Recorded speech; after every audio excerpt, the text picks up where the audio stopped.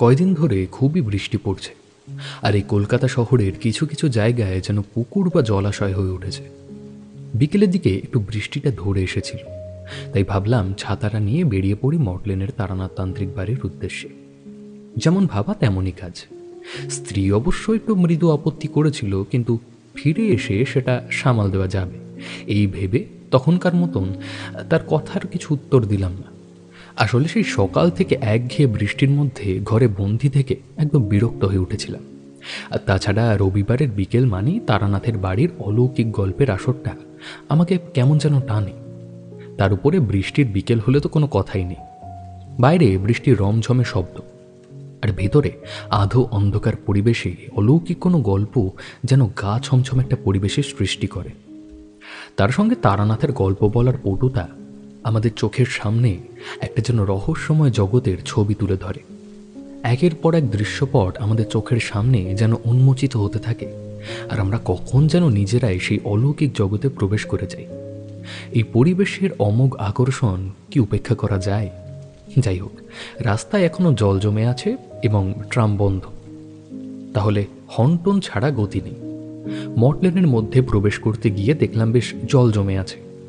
কি আর করা যাবে, ধুতিটা গুটিয়ে জলের মধ্যে দিয়ে ছপাত ছপাত করে হাঁটতে হাঁটতে দেখলাম আমার আগে আগে কে যেন একইভাবে হেঁটে যাচ্ছে। বুঝতেই পারলাম যে সে ব্যক্তিটি আমার বন্ধু কিশোরী সেন ছাড়া আর কেউ নয়। তার আর আমার ছাড়া কার এমন দায় পড়েছে যে এই বৃষ্টির মধ্যে জল মারিয়ে তারানাথের বাড়ির দিকে যাবার? অবশ্য তারানাথের কাছে কোষ্ঠী বিচার করতে কেউ কেউ আসে, কিন্তু এই বৃষ্টিতে খুব বিপদে না পড়লে কেউ বাড়ি থেকে বেরোয় না। যাই হোক, শেষমেশ জলপথে হাঁটা আমাদের সমাপ্ত হলো। আমি পৌঁছবার আগেই অবশ্য তারানাথের দরজায় কড়া নেড়েছে কিশোরী। দরজা খুলেই তারানাথের চোখ পড়ল কিশোরীর পিছনে আমার উপর। সে হেসে বলল, আরে আরে কি আশ্চর্য, মানিক জোড়ের আরেক জোড় দেখি পিছনে পিছনে হাজির হয়ে গেছে। হ্যাঁ,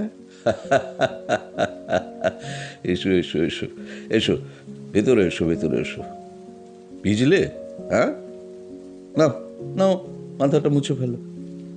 এই কথা বলে তারানাথ হাঁক পেড়ে চারিকে ডেকে একটা গামছা আনতে বলল। চারি গামছা আর একটা বালতি করে জল নিয়ে এলো, আর আমরা পা ধুয়ে ভেতরে ঢুকে গামছা দিয়ে মাথা মুছে ফেললাম। আমরা আস্তে আস্তেই আবার টিপ টিপ করে বৃষ্টি শুরু হয়েছিল। তারানাথ চারিকে একবার চা আর তেল মাখা মুড়ি আনতে বলে দিল। আমি তক্তপোষের ওপরে বসে কিশোরীকে বললাম, আরে আজ তো তেলে ভাজা আনতেই পারলাম না। তা কিশোরী, তুমি কি ঠাকুরমশাইয়ের জন্য পাসিংশ আনতে পেরেছো, নাকি আজ একেবারেই খালি হাতে এলে? কিশোরী তার পাঞ্জাবির পকেট থেকে একটা পাসিংশ সিগারেটের প্যাকেট বার করে ঠাকুরমশাইয়ের হাতে দিয়ে বলল, আরে একেবারেই নয়, এই বৃষ্টির দিনে ঠাকুর মশাইয়ের কাছ থেকে একটা জমাটি গল্পের লোভেই তো এখানে এসেছি। তা কিছু দক্ষিণা না আনলে চলবে কেন? তবে ঠাকুর মশাই, আজ কলকাতার যা অবস্থা, নেহাত আমাদের মতো কিছু পাগল লোক ছাড়া বিনা দরকারে কেউ বেরোবে না। কি বলো বিভূতি? তারানাথের ঘরে একটা জানলা খোলা ছিল। সেই জানলা দিয়ে সে বাইরে বৃষ্টির দিকে তাকিয়েছিল কিছুটা অন্যমনস্কভাবে। সিগারেট ধরিয়ে তাতে একটা লম্বা টান দিয়ে তারানাথ বলল,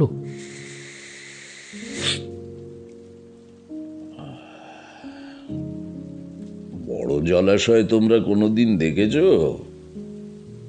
কলকাতা শহরে এইটুকু জল জমেছে, তাতেই তোমরা জলাশয় দেখতে পাচ্ছ? মাইলের পর মাইল শুধু জল আর জল, মাঝে মাঝে একটু চড়া, আর তার উপর কিছু জলজ গাছ, আর কোথাও কোথাও হোগলার বন, আর তারপরেই আবার দিগন্ত বিস্তৃত বিল। এপার ওপার দেখা যায় না এমন জায়গা তোমাদের ধারণাতেও নেই। হ্যাঁ, তাই একটু জমা জল দেখেই মনে করো জলাশয়। গল্পের গন্ধ পেয়ে কিশোরী উৎসাহের সঙ্গে বলে উঠল, না মানে আমরা তো ওই রকম বড় জলা জায়গা দেখিনি। আপনি নিশ্চয়ই দেখেছেন। তা কোথায় দেখেছেন বলুন তো? আপনার বর্ণনা শুনে তো মনে হচ্ছে সুন্দরবন। মানে আসলে সুন্দরবন বলতেই কেন যেন ওই শুধু বাঘের কথাই মনে পড়ে আর কি। দেখো, তোমরা হলে শহুরে মানুষ, শুধু ওইটুকুই জেনে রেখেছ। সুন্দরবনে যে একসময় কত ডাকাতের আড্ডা ছিল সে তোমরা ধারণাও করতে পারবে না। কিন্তু কিন্তু আজ তোমাদের ডাকাতের গল্প বলবো না, বলবো কুমির মারির বিলের কথা। সেখানে গিয়ে যে ভয়ঙ্কর বিপদের মধ্যে পড়েছিলাম আমি, সে কথা ভাবলেও গায়ে এখনো কাঁটা দিয়ে ওঠে। তাই নাকি?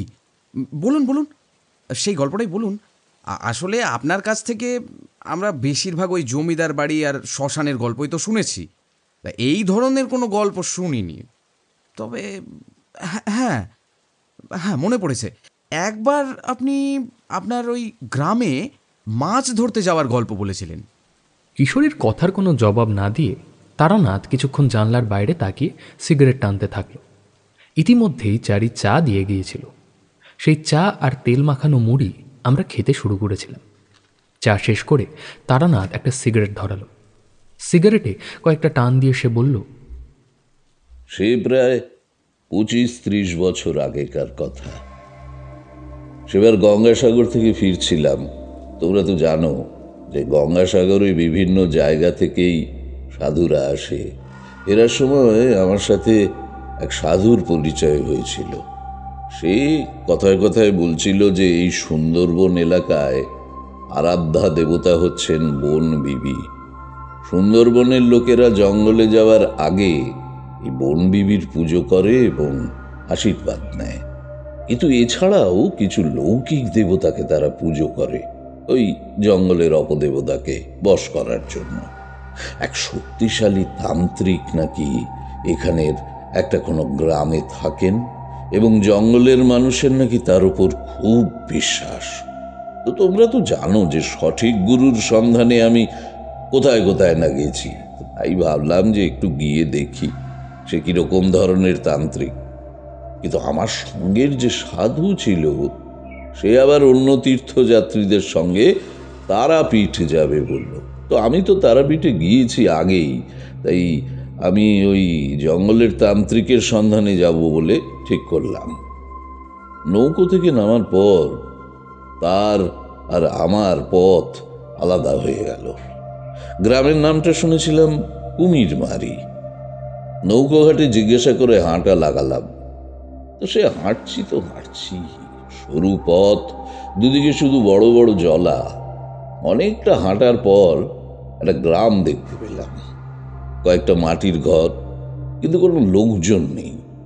এদিকে খিদে আর তেষ্টায় প্রান্ত একেবারে যাওয়ার অবস্থা। একটা শুকনো মতো জায়গায় দেখলাম বট গাছ রয়েছে। তো সেখানে বসে সঙ্গের চিঁড়ে মুড়ি আর গুড় খেয়ে প্রাণটা যেন বাঁচল। তো সমস্যায় পড়লাম, কাউকে যে কিছু জিজ্ঞাসা করব সেরকম কোনো লোকই দেখছি না। আবার উঠে পথ চলতে শুরু করলাম, কিন্তু এরপর শুরু হলো জঙ্গল।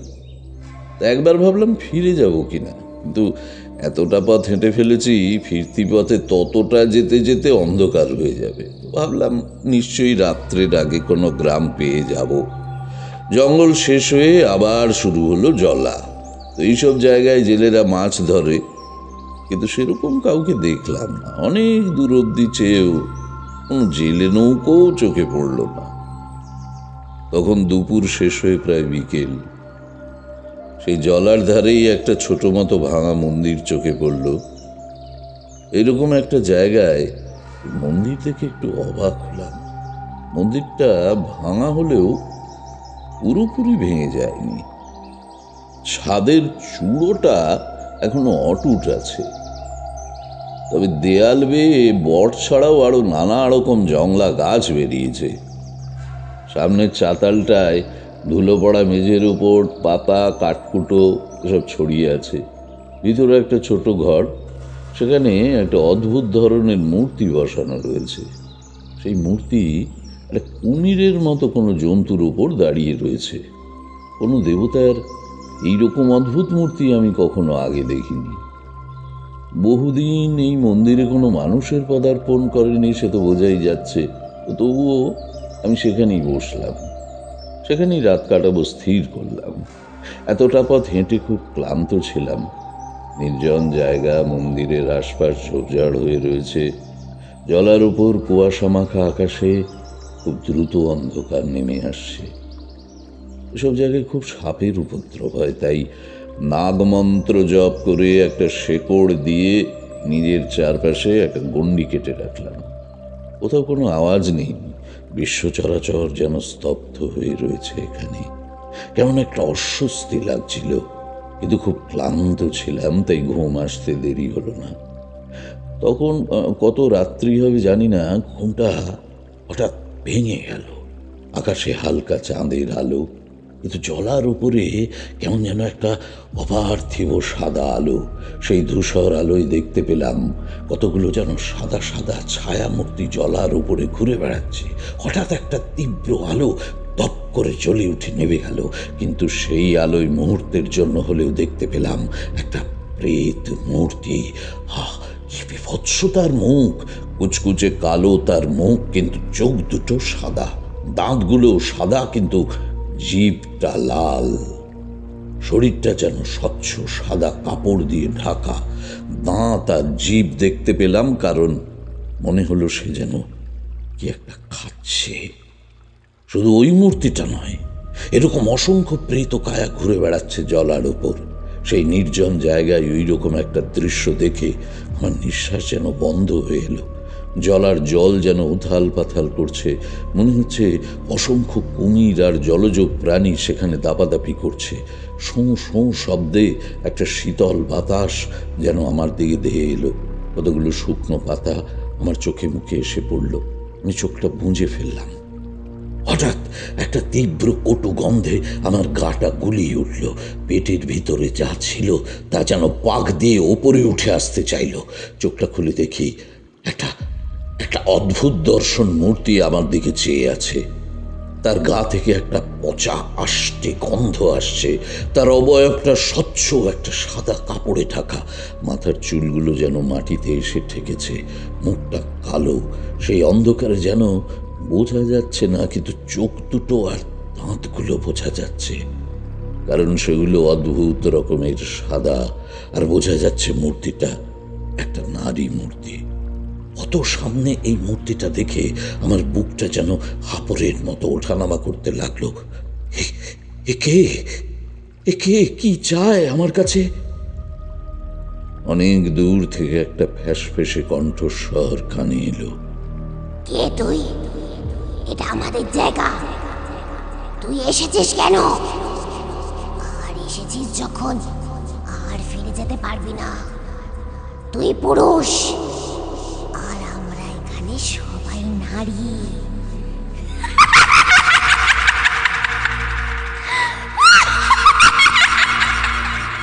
একটা হা হা করে অট্ট হাসির শব্দ চারদিকে যেন ছড়িয়ে পড়ল। তার সঙ্গে আরো অনেক নারী কণ্ঠের হাসির আওয়াজ উঠল চারদিক থেকে। কি বিপদে পড়লাম! এই নির্জন জায়গাটাতে আমার থাকা উচিত হয়নি। ঠোঁট জিভ সব শুকিয়ে আসছে যেন।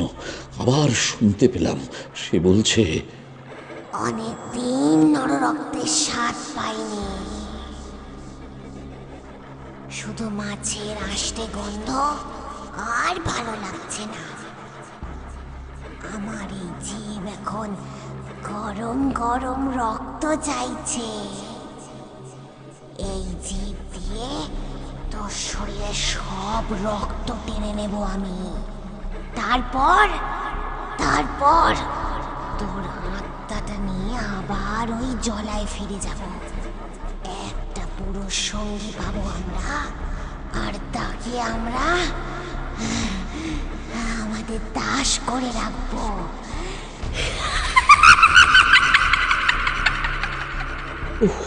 কি ভয়ানক সেই হাসি! সে তার একটা হাত বাড়িয়ে দিল আমার দিকে।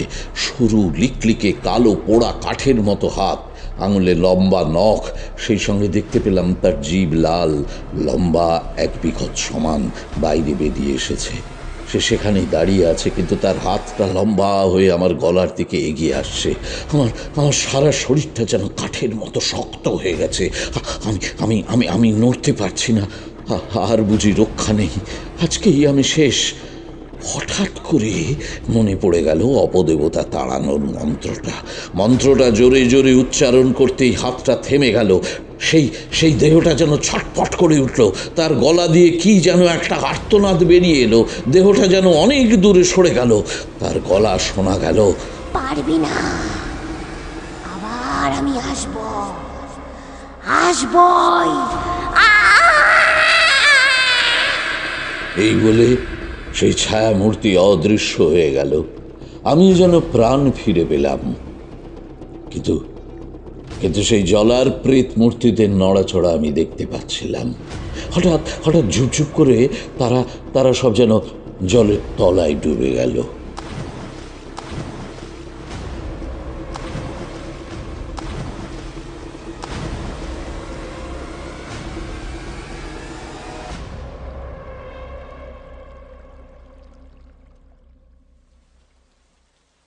তারানাথ একটু থামল। আমরাও যেন প্রাণ ফিরে পেলাম। এতক্ষণ নিঃশ্বাস আটকে ছিল। কিশোরী বলল, উফ, বাবা বাঁচলাম। কিন্তু আপনি সেই জঙ্গল থেকে বেরোলেন কিভাবে? হ্যাঁ, ঠিকই প্রশ্ন করেছ। ওই জঙ্গল থেকে বেরোনোই ছিল আমার কাছে সবচেয়ে কঠিন প্রশ্ন।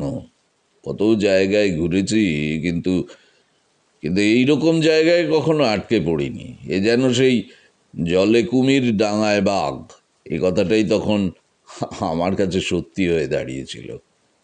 আর তার সঙ্গে আবার জঙ্গলের অপদেবতা। কি করে যে বেরিয়েছিলাম সে আমিই জানি। যাই হোক, সে রাতে তখনকার মতো তো বাঁচলাম, কিন্তু মনের মধ্যে একটা ভয় বাসা বেঁধেছিল। মন্দিরের চাতালটা থেকে উঠে ভিতরের ঘরে যাব ভাবলাম, কিন্তু সাপের ভয়ে আবার পিছিয়ে এলাম। প্রচুর শুকনো পাতা আর কাঠকুটো জমা হয়েছিল, সেগুলো জড়ো করে আগুন জ্বালালাম। আগুনের দ্বারা অনেক জন্তু জানোয়ার ছাড়াও অশুভ শক্তিকেও দূরে সরিয়ে রাখা যায়। অন্ধকারের মধ্যে একটানা ঝিঝির ডাক শোনা যাচ্ছে। মন্দিরের বাইরে জোড়ায় জোড়ায় কয়েকটা চোখ দেখা যাচ্ছে। শেয়াল না ভামবিড়াল কে জানে। দূরে একটা ঝিম ধরা গাঢ় অন্ধকার। গাছপালাগুলোকে দেখাচ্ছে যেন ঝাপসা প্রেত। সেই রাতটা যে কিভাবে কাটিয়েছিলাম সে আমিই জানি। ভোরের আলো কখন ফুটবে সেই অপেক্ষায় থাকতে থাকতে কখন যেন ঘুমিয়ে পড়েছিলাম। একটা কর্কশ ডাকে ঘুমটা ভেঙে গেল। মন্দিরের ভিতর থেকে ডাকটা এলো। ভোরের আলো ফুটেছে, কিন্তু মন্দিরের ভিতরে তখন ঝাপসা অন্ধকার। বাইরে বেরিয়ে এলাম। জলাভূমি এখন নিস্তব্ধ। দূরে উলু খাগড়া আর হোগলার বনের ওপর দিয়ে ভোরের শান্ত বাতাস বয়ে যাচ্ছে। জলাভূমির ওপারটা এখনো কুয়াশা মাখা। মন্দিরের পিছনের দিকে কয়েকটা বড় বড় গাছ। সেই গাছের ফাঁকা দিয়ে দেখা গেল একটা নদী। তো ভাবলাম, নদীর ধারে গিয়ে দাঁড়ালে নিশ্চয়ই কোনো নৌকো দেখা যাবে। তার আগে মন্দিরের ভিতরে ঢুকে একবার ঠাকুরের মূর্তিটা দেখার ইচ্ছে ছিল। ভিতরে ঢুকতে গিয়ে থমকে দাঁড়ালাম। একটা বড় সাপ সরসর করে বেরিয়ে গেল। দেখলাম ঠাকুরের মূর্তিটা একটু অদ্ভুত ধরনের। একটা কুমিরের মতো কোনো জন্তুর ওপর তিনি দাঁড়িয়ে আছেন।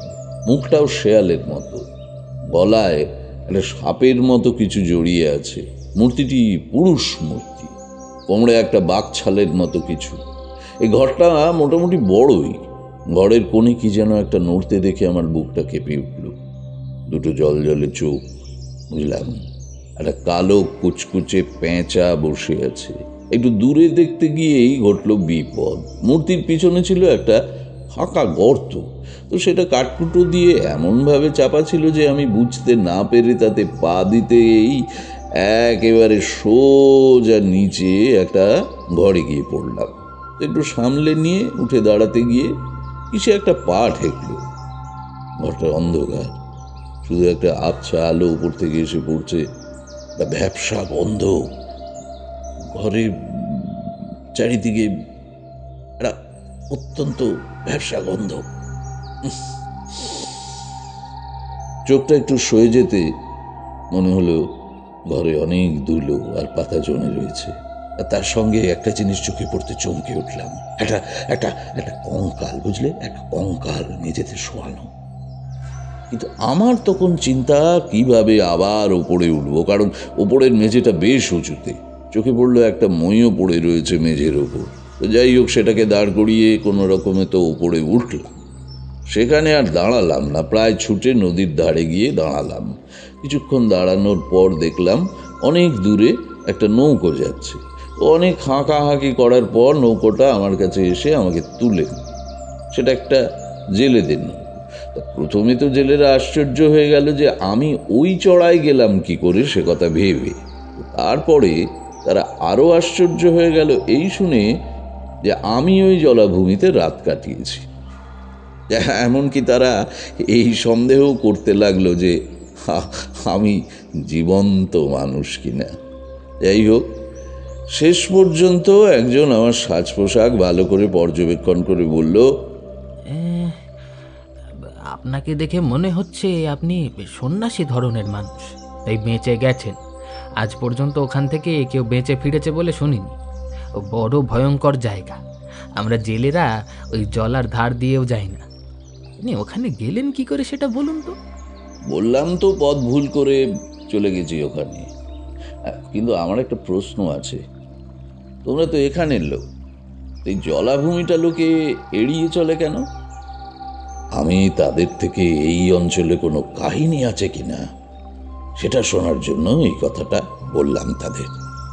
এই জলাভূমি এখন কেন পিশাচ ভূমিতে পরিণত হয়েছে তার তো একটা কারণ নিশ্চয়ই আছে। তো যাই হোক, আমার কথার উত্তরে সে বলল, কে জানে কি কাহিনী, তবে আমার বাপের মুখে শুনেছি আমার ঠাকুরদার আমলে ওই জলায় তারা মাছ ধরতে যেত, কিন্তু তারপর কি যে হলো, কয়েকজন নাকি মাছ ধরতে গিয়ে আর ফিরে এলো না। পরপর কয়েকটা এই ঘটনা ঘটার পর আর কেউ ওখানে মাছ ধরতে যেত না। এমনকি কেউ কেউ নাকি দেখেছে ওই জলায় সাদা সাদা মতন কাদের নাকি নড়াচড়া করতে দেখা যায়, আর বা অদ্ভুত অদ্ভুত সব আওয়াজ ভেসে আসে। ওই যে যারা অন্ধকারে থাকতে নদীতে মাছ ধরতে বের হয় তারা দেখেছে। আপনি সারা রাত ওখানে কাটালেন, তা আপনি কিছু দেখেননি? আমি কি দেখেছি সেটা আর ওদের কাছে খুলে বললাম না। তাহলে নির্ঘাত ওরা আমাকেও পিশাচ বা ভূত টুত ভাববে। জেলে আবার বলল, বাবা ঠাকুর, আপনি নিশ্চয়ই মন্ত্র টন্ত্র জানেন, না হলে কিছুতেই প্রাণ নিয়ে ফিরতে পারতেন না। আমাদের গ্রাম থেকে একটু দূরে একবার একজন বাবা ঠাকুর এসেছিলেন। তিনি ওই বনবিবির থানে মন্ত্রতন্ত্র পড়ে দিতেন যারা জঙ্গলে যেত তাদের উপর, কিন্তু তিনিও আমাদের ওই জলায় যেতে বারণ করতেন। তারপরে সাধু বাবার কি যে হলো, তিনি আরও জঙ্গলে ঢুকে সাধনা করতে শুরু করে দিলেন। এখন আর তাকে দেখাও যায় না। কেউ কেউ বলে তার নাকি সমাধি হয়ে গেছে। তার কথা শুনে বুঝলাম যে এই সেই সাধু যার কথা শুনে আমি এখানে এসেছি। তো যাক, তাহলে ভগবান সহায়, তার খোঁজ পাওয়া গেল। তো আমি তাদের বললাম, আচ্ছা, ওই সাধু কোথায়? তোমরা কি তার কোনো খোঁজ দিতে পারো? তোমরা ঠিকই ধরেছ, আমি সন্ন্যাসী হতেই বাড়ি থেকে বেরিয়েছি, একজন সিদ্ধ পুরুষের খোঁজেই এখানে এসেছি। তোমরা যার কথা বললে আমার মনে হচ্ছে তিনিই সেই। তো তোমরা আমাকে তোমাদের গ্রামে নিয়ে যাবে? সে আমরা আপনাকে গ্রামে নিয়ে যেতে পারি, কিন্তু সেই সাধুর খোঁজ আমরা আর পাইনি। আপনাকে তো আগেই বললাম, অনেকে বলে তিনি নাকি জঙ্গলের মধ্যে সমাধি হয়ে গেছে। না না, তা হোক, আমি জঙ্গলের মধ্যেই তার খোঁজ করব। তোমরা আমাকে একটু শুধু তোমাদের গ্রামে আশ্রয় দাও। আপনি সন্ন্যাসী মানুষ, আমাদের গ্রামে পা রাখবেন সে তো আমাদের ভাগ্য। যে কদিন আপনার থাকতে ইচ্ছা হয় থাকবেন, চলে। জীবনে কত জায়গায় ঘুরে ঘুরে বেরিয়েছি, আর গ্রামের গরিব সাধারণ মানুষগুলোর আতিথেয়তা দেখে মুগ্ধ হয়েছি। একদমই সাধারণ মানুষ তারা, তবু অতিথিকে তারা কিভাবে যে যত্ন করে চোখে না দেখলে বুঝবে না। তোমরা হয়তো বলবে যে গ্রামের জিনিস সস্তা দরের, চাষের ধান, নদীর মাছ সবই বিনে পয়সায় পাওয়া, তাই তাদের অতিথি সৎকার করতে অসুবিধে হয় না। কিন্তু দেখো, আসল হলো মন, বুঝলে? তাদের গ্রামে গিয়ে সেই মোটা চালের ভাত আর মাছের ঝোল, আহা, সে যে কি তৃপ্তি করে খেলাম, তোমাদের আর কি বলবো। তাদের সেই গ্রাম দেখে আমাদের গ্রামের কথা মনে পড়ে যাচ্ছিল আমার। ঠাকুরমশাইয়ের মন গল্প ছেড়ে অন্যদিকে চলে যাচ্ছে বুঝে আমি তাড়াতাড়ি বলে উঠলাম, কিন্তু ওই গ্রামে গিয়ে কি আপনি সেই সাধুর দেখা পেলেন? সেটা বলুন ঠাকুরমশাই। বলছি বলছি, দাঁড়াও, আগে আর একটা সিগারেট ধরিয়ে নি। এই বলে তারানাথ আর একটা সিগারেট ধরিয়ে আবার খোলা জানলার দিকে তাকিয়ে থাকল। আমরা বুঝলাম সে মনে মনে তার কথাগুলো সাজিয়ে নিচ্ছে। এদিকে টিপ টিপ করে বৃষ্টি পড়েই চলেছে।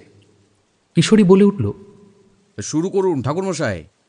আপনি না হয় জলার পিশাচদের হাত থেকে তখনকার মতন মুক্তি পেয়েছিলেন, কিন্তু আমরা জমা জলের মধ্যে দিয়ে হাঁটতে গিয়ে আবার কোনো পোকামাকড়ের পাল্লায় যদি পড়ি, তার কি কোনো ঠিক আছে? তা বেশি দেরি করা ঠিক হবে না। তারপর বলুন না কি হলো। হ্যাঁ, সেই জেলেদের গ্রামেই একজন বুড়ো লোক ছিল। সে ছিল সেই গ্রামের মোড়ল। আমি যাদের নৌকোয় এসেছি তারা আমাকে তার কাছে নিয়ে গেল। সে বেশ কিছুক্ষণ আমার দিকে তাকিয়ে থাকলো, তারপর বলল, হ্যাঁ, সেই সাধু বাবা আমাদের বলেছিল একদিন আমাদের গ্রামে একজন কেউ আসবে যার দ্বারা এই সমগ্র জলা অঞ্চল সাপ মুক্ত হবে। মনে হচ্ছে তুমি হচ্ছ সেই লোক। আমাদের এই গ্রাম নদী নালা খাল বিল দিয়ে ঘেরা। কখনো এখানে মাছের আকাল হতে আমি দেখিনি, কিন্তু এখন এখানে মাছের আকাল দেখা গিয়েছে। অনেক দূরে দূরে আমাদের গাঁয়ের ছেলেদের এখন মাছ ধরতে যেতে হয়। কেন জানো? এই পিশাচের নিঃশ্বাস এখান পর্যন্ত এসে পড়ে। মাঠের ধান ঝরে নষ্ট হয়ে যায়, বিলের মধ্যে পচা মাছ ভেসে ওঠে। কেন? ওই ডাকিনী পিশাচিরা এদিকে চেয়ে আছে। ওই ডাকিনীদের নিঃশ্বাসের আগুনে ওই দিকের একটা গ্রামের সব কুটির পুড়ে গিয়েছে। আমরাও বোধহয় আর বাঁচব না। আমার মনে পড়ল ওই জলাভূমির দিকে আসতে আসতে একটা ছোট গ্রামে কতগুলো পোড়া কুটির চোখে পড়েছিল আমার। সে ওই জঙ্গলের পথে চলে গিয়েছে। এখন সে কোথায় আছে আমরা জানি না। জঙ্গলের পথে চলে যাও, যদি দক্ষিণ রায়ের হাত থেকে বাঁচো তো তার দেখা পাবে। দক্ষিণ রায় মানে কে জানো তো? সুন্দরবনের বাঘ কে বলে দক্ষিণ রায়।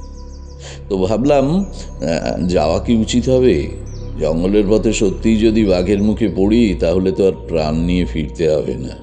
কিন্তু সাধু বাবা নাকি বহুদিন আগে বলে রেখেছেন যে কেউ একজন আসবে এই অঞ্চলের মানুষদের পিশাচের হাত থেকে উদ্ধার করার জন্য। তো তিনি কি আমার কথাই বলেছিলেন? এই কৌতূহলটাই প্রবল হয়ে উঠল আমার। একবার খোঁজ করে দেখা যাক না সাধু বাবার দেখা পাওয়া যায় কিনা। তো সেই দিনটা গ্রামে কাটিয়ে পরের দিন সকাল সকাল রওনা দিলাম। জঙ্গলের পথে কিছু দূর যাওয়ার পরই শুরু হলো বাদা বন। নরম কাদায় পা ডুবে যাচ্ছিল।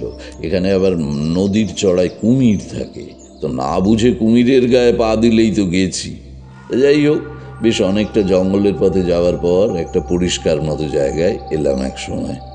চারিদিকে বড় বড় গাছ থাকলেও মাঝখানটা ফাঁকা। তো সেখানে একটা গাছের নিচে কতগুলো লাল কাপড় ঝুলছে, একটা চালা মতো করা রয়েছে।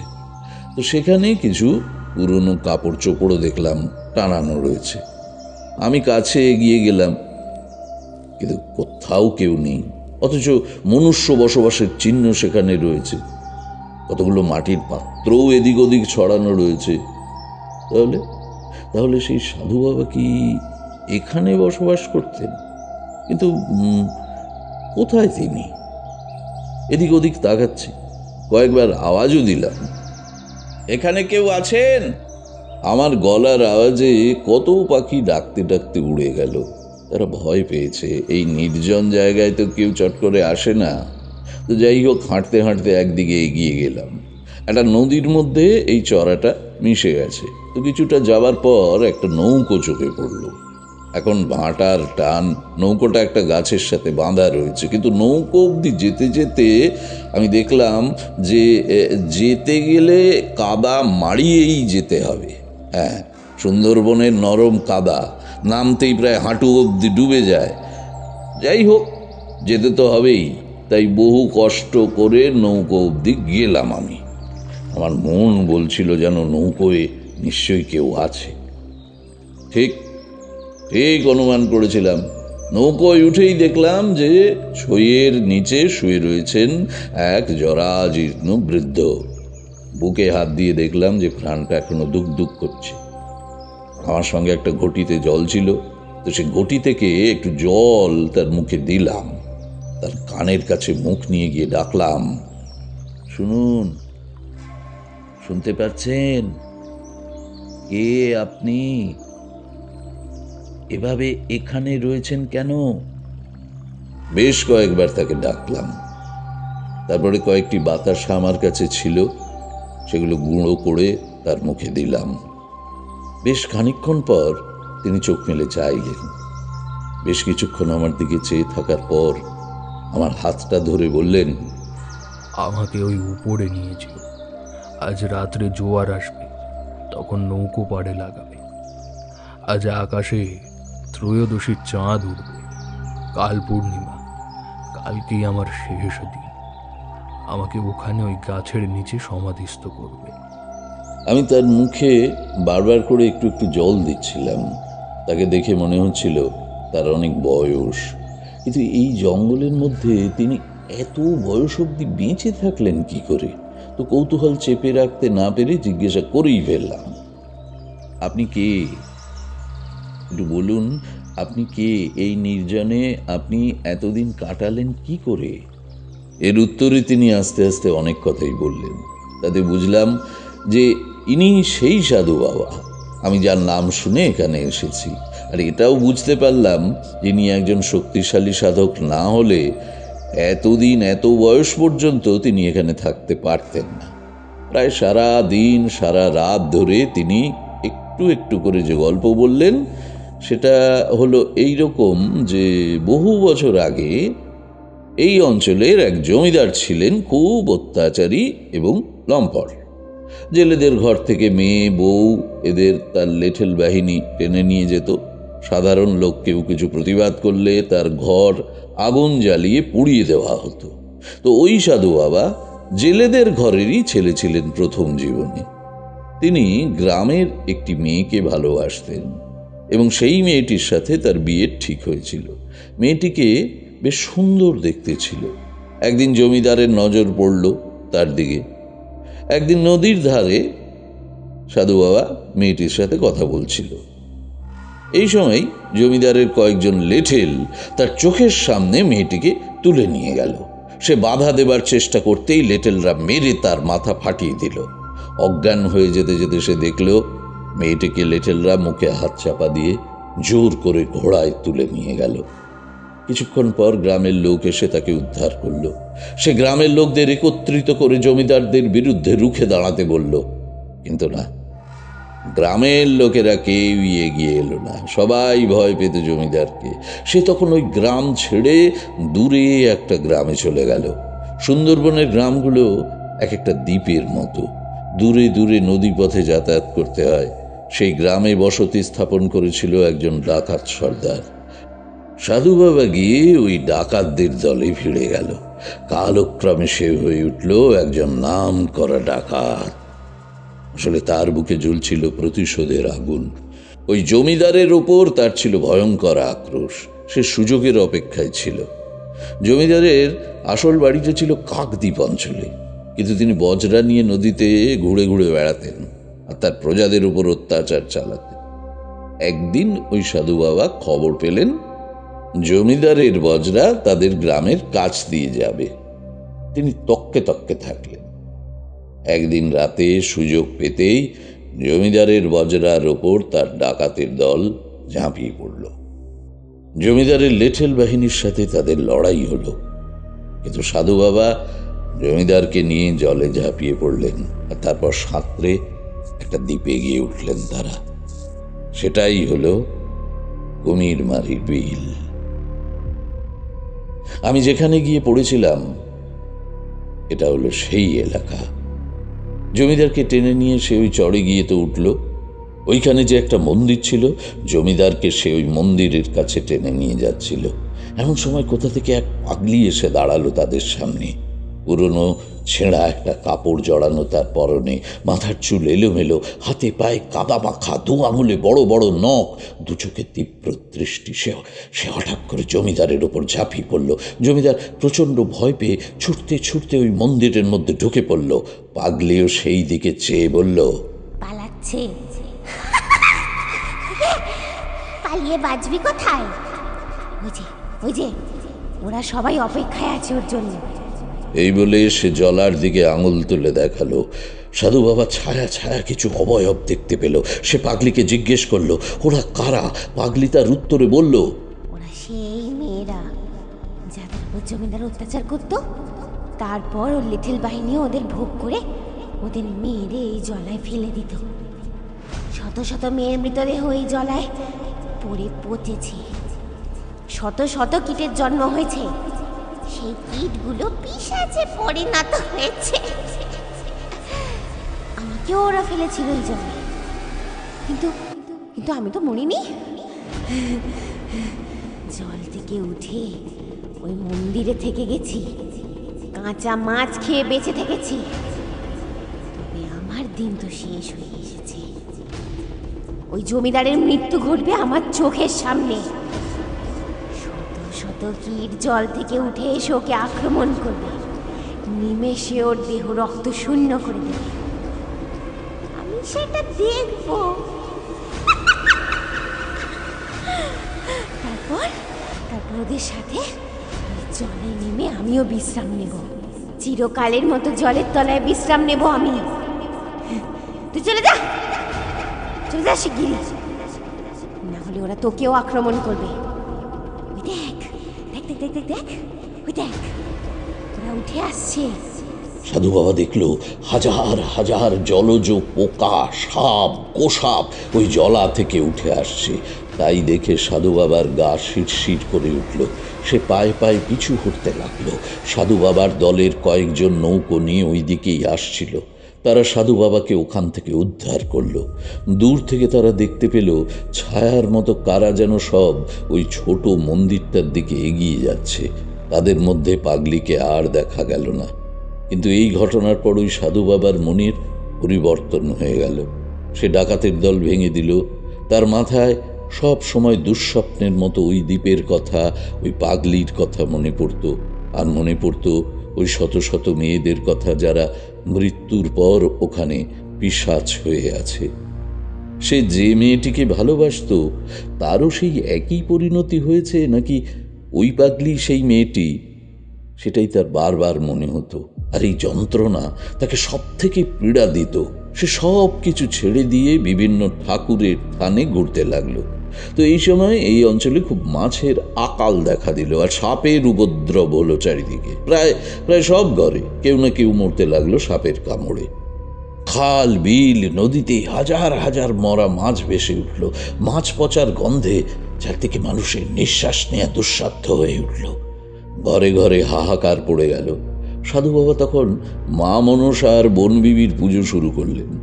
একটানা 7 দিন পুজো আর উপবাসের পর মা মনসা তাকে স্বপ্ন দিলেন যে এই জঙ্গল অশুভ আত্মায় ভরে গেছে। সেই অশুভ আত্মার বিনাশ না করলে এই অঞ্চল পুরো জনশূন্য হয়ে যাবে।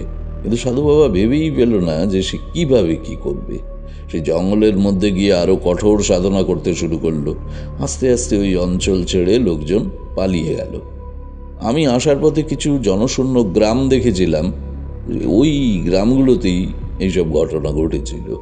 সাধু বাবা অনেক দিন ধরে মা মনসার বনবিবির সাধনা করার ফলে কিছু দৈব শক্তির অধিকারী হয়েছিল। দূর দূর অঞ্চলের লোকেরা জঙ্গলে যাওয়ার আগে বা মাছ ধরতে যাওয়ার আগে তার আশীর্বাদ নিতে আসত। কিন্তু সাধু বাবার আসল লক্ষ্য ছিল কুমিরমারির বিলকে সাপ মুক্ত করা। সেটাই সে আর করে উঠতে পারল না। কালক্রমে সে আরো জঙ্গলের গভীরে গিয়ে লোকচক্ষুর আড়ালেই চলে গেল। ক্রমশ তার অনেক বয়স হয়ে যাওয়াতে তার পক্ষে আর ওই কুমিরমারির বিলে যাওয়া সম্ভব হয়নি, কিন্তু তিনি বনবিবিকে সন্তুষ্ট করতে পেরেছিলেন। ওই অঞ্চলে আরও একজন লৌকিক দেবী ছিলেন। জঙ্গলের মানুষ মনে করত জঙ্গলে শুধু বাঘ নয়, আরও অনেক অশুভ শক্তিরাও বাস করে। এই সব অশুভ শক্তিদের তাড়ানোর জন্য সাধু বাবা সেই সব লৌকিক দেবদেবীর পুজোও করতেন। তিনি বেশিরভাগ সময় ওই জঙ্গলের মধ্যেই থাকতেন, লোকের সামনে আসতেন না। লোকেরা দেবদেবীর সামনে যে ভোগ নিবেদন করে যেত, সেগুলো গ্রহণ করেই তার জীবনটা কোনো রকমই টিকে ছিল। একদিন তিনি দেখলেন একটা ছোট মেয়ে জঙ্গলে ঘুরে ঘুরে বেড়াচ্ছে। তো তিনি ভাবলেন, কারো মেয়ে বুঝি জঙ্গলে পথ হারিয়ে জঙ্গলের মধ্যে এসে পড়েছে। তিনি মেয়েটিকে ডাকলেন, কিন্তু মেয়েটি যেন সেই ডাক শুনতেই পেল না। সে দূরে নদীর জলের কাছে গিয়ে একটা গাছের গুড়ির কাছে বসল। সাধু বাবা মেয়েটি জলে পড়ে যাবে ভেবে তার কাছে দৌড়ে গেলেন, কিন্তু কাছে গিয়ে দেখলেন মেয়েটি একটা কুমিরের পিঠে বসে আছে। কুমিরের পিঠে যে মেয়ে বসে থাকে সে তো আর যে সে হতে পারে না। সাধু বাবা তাই তার পায়ে লুটিয়ে পড়লেন। তার মনের কামনা তিনি বললেন তাকে, কিন্তু কিছুক্ষণ পর মুখ তুলে তিনি দেখলেন যে মেয়েটা অদৃশ্য হয়ে গেছে, আর কুমিরটা সরসর করে জলে নেমে যাচ্ছে। সেই রাতেই তিনি স্বপ্ন দেখলেন সেই মেয়েটি তার কানে কানে একটা মন্ত্র বলে দিচ্ছে। এই মন্ত্রের দ্বারাই সে পিশাচদের সাপ মুক্ত করতে পারবে। সে মন্ত্র বারবার উচ্চারণ করে তিনি মনে গেঁথে নিলেন। কিন্তু কুমিরমারির বিল থেকে তিনি তখন অনেক দূরে, তার পক্ষে আর সেখানে পৌঁছানো সম্ভব নয়। তবুও তিনি চেষ্টা করলেন নৌকোয় চেপে যদি সেখানে যাওয়া যায়। তাই তিনি ইদানিং নৌকোতেই থাকতেন। দু একটা জেলে নৌকো এদিক ওদিক দিয়ে যেত, তারা কিছু খাবার তাকে দিয়ে যেত। দিনের পর দিন কঠোর সাধনার ফলে তার কিছু দৈব ক্ষমতা জন্মেছিল। আগেই বলেছি, সেই দৈব ক্ষমতার বলেই তিনি অনুভব করেছিলেন যে একদিন এই অঞ্চলে এমন কেউ একজন আসবে যে তার অসম্পূর্ণ কাজটা সম্পূর্ণ করতে পারবে, আর সেই লোকের দ্বারাই তার দেহটা সমাধিস্থ হবে। আমাকে দেখে তিনি বুঝতে পেরেছেন যে আমি সেই লোক। বহু কষ্টে সারা দিন সারা রাত ধরে তিনি আমাকে ওই সব কথাগুলো বললেন। আমি বুঝতে পারছিলাম যে ইহ জীবন ছেড়ে যাওয়ার সময় তার এসে গেছে। তিনি আমার হাত ধরে অনেকবার অনুরোধ করলেন আমি যেন সেই কুমিরমারির বিলে গিয়ে এই অঞ্চলকে সাপ মুক্ত করি, তাহলে পিশাচরূপী এই মেয়েরাও মুক্তি পাবে। তার ভালোবাসার জনকে তিনি এই জীবনে পাননি, অন্তত পরলোক জীবনে যেন তার সাথে তার দেখা হয়। মৃত্যুপথযাত্রী এক বৃদ্ধের কাতর আবেদনে সাড়া না দিয়ে পারলাম না।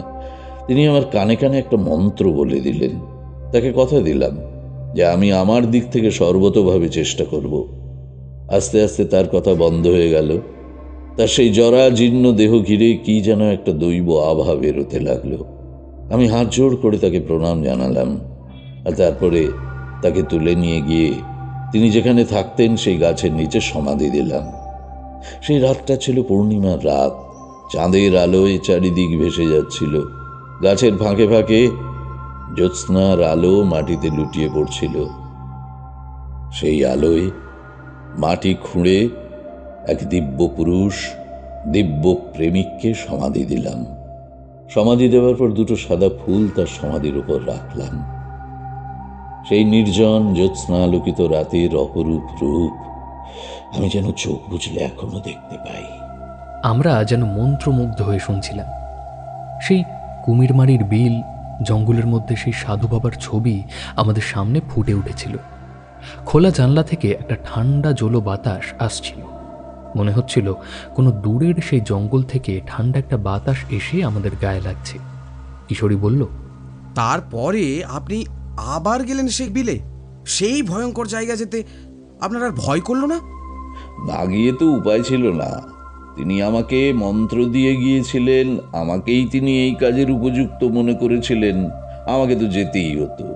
কিন্তু সেখানে গিয়ে একবার আমার যে ভয়ঙ্কর অভিজ্ঞতা হয়েছিল, পরের বার গিয়ে তার চেয়েও ভয়ঙ্কর অভিজ্ঞতা হলো, বুঝলে? হ্যাঁ, তাই নাকি? কি সেই অভিজ্ঞতা? বলুন বলুন। দেখুন, আপনার কথা শুনেই আমার গায়ে কেমন কাঁটা দিচ্ছে। জীবনে তো কত অভিজ্ঞতাই হয়েছে, কিন্তু কিছু কিছু অভিজ্ঞতা এত ভয়ঙ্কর যে সারা জীবনই মনে থেকে যায়। যাই হোক, সাধু বাবাকে সমাধিস্থ করে ওই গ্রামে ফিরে এলাম। ওই গ্রামের কেউ তো আশাই করেনি যে আবার আমার সাথে দেখা হবে তাদের কাছ থেকে একটা নৌকো নিয়ে সেই কুমিরমারির বিলের দিকে রওনা দিলাম। তারা তো কিছুতেই আমাকে যেতে দেবে না। নৌকোর যে মাঝি, সেও ওই দিকে যেতে রাজি নয়। অনেক কষ্টে তাদের রাজি করালাম। আমারও যে একটু ভয় করছিল না তা নয়, কিন্তু মৃত্যু পথযাত্রীকে দেওয়া কথা তো রাখতেই হবে, চেষ্টা আমাকে করতেই হবে। কুমিরমারির বিলের মধ্যে যে দ্বীপ, সেই দ্বীপে সে আমাকে নামিয়ে দিয়ে গেল। বলল পরদিন সকালে এসে সে আমার খোঁজ করবে। সেই দ্বীপের বর্ণনা তো তোমাদের আগেই দিয়েছি। দ্বীপের চারদিকে কালো জল, ওগলা আর উলু খাগড়ার বন মাঝে মাঝে মাথা উঁচিয়ে জেগে, নির্জন, নিস্তব্ধ চারিদিক। কোনো পাখির ডাক নেই, মাছরাঙা বা সাদা বক কিছুই নেই, শুধুই দিগন্ত বিস্তৃত কালো জল আর উলু ঘাসের বন। সাধু বাবা এক পাগলিকে এখানে দেখেছিল, আমিও সেই রকমই একজন প্রেত বা পিশাচকে দেখেছিলাম। আর ওই মন্দিরের ভিতরে যে কঙ্কালটা দেখেছিলাম, সেটা নিশ্চয়ই সেই অত্যাচারী জমিদারের। সেই নির্জনতার এক অপার্থিব সৌন্দর্য আছে। মনে হচ্ছে কোনো একটা আদিম পৃথিবীতে আমি এসে পড়েছি। বিলের কালো জলে কিসের যেন ছায়া ভেসে উঠেছে, জলের তলা থেকে কারা যেন আমার দিকে তাকিয়ে আছে। ওই মন্দিরের চাতালে গিয়ে বসলাম। দূরে আকাশের দিকে তাকিয়ে মনে হলো ঈশান কোণে মেঘ জমেছে। দেখতে দেখতে সেই মেঘ আকাশ ছেয়ে গেল। প্রবল এক হাওয়ার ঝাপটা ধেয়ে এলো আমার দিকে। সেই সঙ্গে জলে যেন সাগরের মতো ঢেউ উঠল। সেই জলের সাথে কালো কালো কতগুলো প্রেত মূর্তি আমাকে আক্রমণ করতে এলো। বিষয়টা এত তাড়াতাড়ি ঘটল যে আমি মন্ত্র উচ্চারণ করারও সময় পেলাম না। সূক্ষ্ম সাদা চাদরে ঢাকা তাদের দেহ, কিন্তু মুখটা ভয়ঙ্কর। লাল রঙের জিভ বেরিয়ে এসেছে, মাথার চুল হাওয়ায় উঠছে। একটা কালো ধূসর ছায়া আমাকে চারিদিক থেকে ঘিরে ফেলল। তার মধ্যে ওই প্রেত মূর্তিগুলোকে দেখে আমার নিঃশ্বাস যেন আটকে এলো। সেই সঙ্গে দেখলাম অসংখ্য জলজ কীট আর সাপ আমার দিকে এগিয়ে আসছে। সে যে কি ভয়ঙ্কর অবস্থা তোমাদের কি করে বোঝাই। আমি ভাষায় ব্যাখ্যা করতে পারবো না। কিন্তু হঠাৎই আমার পাশে একজনকে দেখলাম। ঠিক দেখলাম তা নয়, অনুভব করলাম কেউ একজন আমার পাশে এসে দাঁড়িয়েছে, আর তার হাতে কিছু একটা রয়েছে, সেটা দিয়ে বাতাসের মধ্যে সপাটে বাড়ি মারছে। আর সেই প্রেতগুলো পিছনে সরে সরে যাচ্ছে। হঠাৎই অনেক শুয়োরের ঘটঘট ধ্বনি শুনতে পেলাম। মনে পড়ে গেল আমার ছোটবেলায় দেখা সেই অদ্ভুত মানুষটিকে। মনে আছে তোমাদের আমি আগেই বলেছিলাম কাল ভৈরবের কথা, যিনি তার হাতের একটা হাড়ের দণ্ড বা পাচন বাড়ি দিয়ে এই জগতের অশুভ যা কিছু তাদের তাড়িয়ে দেন। তিনি শৈশবে আমাকে একবার দেখা দিয়েছিলেন, আর তারপরে কৈখালির মাঠে যখন সেই বীভৎস শবদেহ আমার দিকে এগিয়ে আসছিল, সেই সাক্ষাৎ মৃত্যুর হাত থেকে তিনি আমাকে বাঁচিয়েছিলেন। হ্যাঁ, মনে আছে তো, সেই গল্প তো আপনি আমাদের বলেছিলেন। হ্যাঁ, এছাড়াও আপনি আপনার ওই ছোটবেলায় মাঠের মধ্যে কোনো একজনকে দেখেছিলেন যে শুয়োর চড়াচ্ছিল, কিন্তু তখন সে আপনাকে যে কথাগুলো বলেছিল সেগুলো আপনি বুঝতে পারেননি। হ্যাঁ, ঠিকই বলেছ। পরে এক উচ্চমার্গের সাধক আমাকে কাল ভৈরবের বিষয়টি বুঝিয়ে দিয়েছিলেন। এটা আমার মহাভাগ্যের ব্যাপার যে তিনি দুবার আমার প্রাণ বাঁচিয়েছিলেন। হয়তো শুধু আমার ভাগ্য নয়, আমার পূর্বপুরুষেরা হয়তো এমন কিছু পুণ্যকর্ম করেছিলেন যার ফলে তিনি আমাকে দেখা দিয়েছিলেন। আর ছোটবেলায় তার সাথে দেখা হওয়ার পরই তো আমার মন বিভাগী আর উদাসী হয়ে গেল। তিনি আমাকে একটা মন খারাপ দিয়ে গিয়েছিলেন। এই পর্যন্ত বলে তারানাথ চুপ করে গেল। সে বেশ কিছুক্ষণ চুপ করে আছে দেখে আমরা বুঝতে পারলাম তার বোধহয় ছোটবেলার কথা মনে পড়ে গেছে। তার মন আবার গল্প ছেড়ে অন্যদিকে চলে যাচ্ছে দেখে কিশোরী আবার তাড়াতাড়ি বলে উঠল, তারপর কি হলো? আপনি তাকে দেখতে পেলেন? না, সেই সময় তো আসন্ন মৃত্যু ভয়ে আমি যেন একটা জড় পদার্থে পরিণত হয়ে গিয়েছিলাম। মাথাটা যেন পুরো ফাঁকা, কোনো অনুভূতি নেই সেখানে। শুধু টের পেয়েছিলাম কার যেন অদৃশ্য উপস্থিতি আমাকে ঘিরে রেখেছে। সেই দণ্ড দিয়ে তিনি যেন একটা রক্ষা কবচের মতো একটা গণ্ডি এঁকেছেন, যার মধ্যে সেই প্রেত পিশাচরা আর ঢুকতে পারল না। আস্তে আস্তে আমার চারপাশের কালো ছায়াটাও কেটে গেল, কিন্তু পিশাচগুলো সম্পূর্ণরূপে যায়নি। তারা জলের মধ্যে দাপাদাপি করছে, তারা প্রচণ্ড হিংসায় উন্মত্ত, বহুদিন ধরে ওই এক স্থানে আটকে থেকে আত্মারা প্রতিশোধ কামনায় অধীর।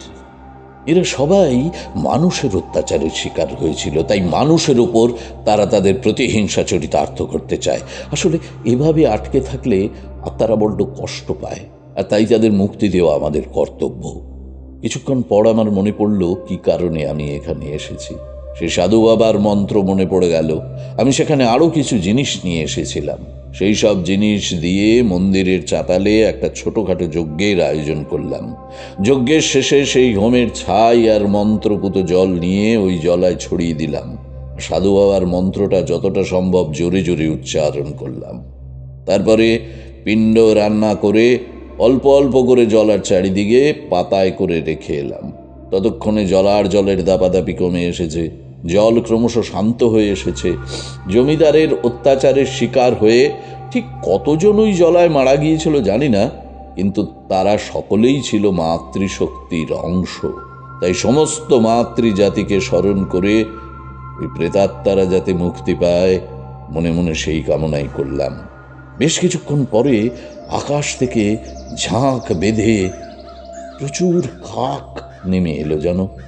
তারা ওই পিণ্ড খেতে শুরু করলো। আমি বুঝলাম আমার কার্য সিদ্ধ হয়েছে। কিছুক্ষণ পর তারা আবার ঝাঁক বেঁধে উড়ে গেল। আমি বসেছিলাম। আরও কিছুক্ষণ পর আকাশের দিকে চোখ গেল। দেখলাম নীল আকাশের গায়ে সাদা সাদা মেঘ ঘুরে বেড়াচ্ছে, আর আকাশ থেকে নেমে আসছে এক ঝাঁক সাদা বক। বকগুলো নেমে বিভিন্ন গাছের উপর বসল। বুঝলাম বকরূপী ধর্ম আকাশ থেকে এখানে নেমে এলেন। একটা সুন্দর প্রাকৃতিক দৃশ্যপট ফুটে উঠল আমার চোখের সামনে। মাছরাঙা এদিক ওদিক ঘুরছে, জল থেকে পানকৌড়ি মাছ তুলে খাচ্ছে। কিছুক্ষণ আগেই যে এখানে একটা বীভৎস নারকীয় দৃশ্যের অবতারণা হয়েছিল, তার কোনো চিহ্ন মাত্র এখন নেই। একটা জলা অঞ্চলে যে সুন্দর স্বাভাবিক দৃশ্য, সেটাই এখন ফুটে উঠেছে আমার সামনে। আমার বুকের উপর থেকে যেন একটা বোঝা নেমে গেল। আমি আমার কাজে সফল হয়েছি। সেই মৃত্যু পথযাত্রীকে দেওয়া কথা আমি রাখতে পেরেছি। জানি না তার প্রেমিকার সাথে পরলোকে তার মিলন হয়েছিল কিনা, সে কথা জানার তো কোনো উপায় নেই। তবে আশা করি তার মনস্কামনা পূর্ণ যে হয়েছিল, কারণ তিনি একজন পুণ্যাত্মা মানুষ ছিলেন। তো যাই হোক, আর তো কোনো ভয় ছিল না। বসে বসে বিলের সৌন্দর্য দেখছিলাম। হঠাৎ মনে পড়ে গেল মন্দিরের নিচে রাখা সেই কঙ্কালটার কথা। এখন যখন এই চরে স্বাভাবিক প্রকৃতি ফিরে এসেছে, তখন আর সেই অশুভ জিনিসটাই বা এখানে থাকে কেন? আবার জমিদারের আত্মা যদি ওই আটকে থাকা অবস্থায় পিশাচে পরিণত হয়, তাহলে আবার অশুভ শক্তি এই বিলকে কলুষিত করবে। তো তাই ফিরে গেলাম মন্দিরের নিচের ঘরে। কঙ্কালটায় হাত দিতেই হাড়গুলো একেবারে আলাদা হয়ে গেল। তো যাই হোক, হাড়গুলো এক জায়গায় নিয়ে এসে জড়ো করে ওপরে নিয়ে এলাম। আগুন জ্বেলে সেগুলো পুড়িয়ে তার ছাই ভাসিয়ে দিলাম নদীর জলে। জমিদার বোধহয় কিছু পুণ্য করেছিল সেই সময়, তাই তার সৎকার হলো আমার হাতে। হয়তো কাল ভৈরবের সেই দণ্ডের একটু বাতাস জমিদারের সেই কঙ্কাল অবধি পৌঁছেছিল, তাই তার মুক্তি ঘটল। আসলে কাল ভৈরব মানুষের মধ্যেকার লোভ, হিংসা, এইসব রিপুকে দূর করতে চায়। অশুভ শক্তিকে দূর করা তো সহজ কথা নয়। মানুষের মধ্যে শুভ অশুভ দুপ্রকার শক্তিই থাকে। সৎকর্ম করলে অশুভ শক্তি প্রভাব বিস্তার করতে বাধা প্রাপ্ত হয়। আসলে কাল ভৈরব মানুষের মধ্যেকার লোভ, হিংসা, এইসব রিপুকে দূর করতে চায়। দেখো, অশুভ শক্তিকে দূর করা তো সহজ কথা নয়। মানুষের মধ্যে শুভ অশুভ দুপ্রকার শক্তিই থাকে। সৎকর্ম করলে এই অশুভ শক্তি তার প্রভাব বিস্তার করতে বাধা প্রাপ্ত হয়। আসলে এই শুভ অশুভের দ্বন্দ্ব চিরকালই চলতে থাকবে, বুঝতে পারলে? চিরকাল। এই কথা বলে তারানাথ চুপ করে অন্যমনস্কভাবে বসে থাকলো। আমরা বুঝতে পারলাম তার মন হয়তো এই জগৎ ছাড়িয়ে অন্য কোনো জগতে ধাবিত হয়েছে। সেই জগতের খবর আমরা রাখি না। খোলা জানলার দিকে চেয়ে দেখলাম বৃষ্টি থেমেছে। কিশোরীকে বললাম, চলো হে কিশোরী, বৃষ্টি নেই এখন, এখনই বেরিয়ে পড়ি।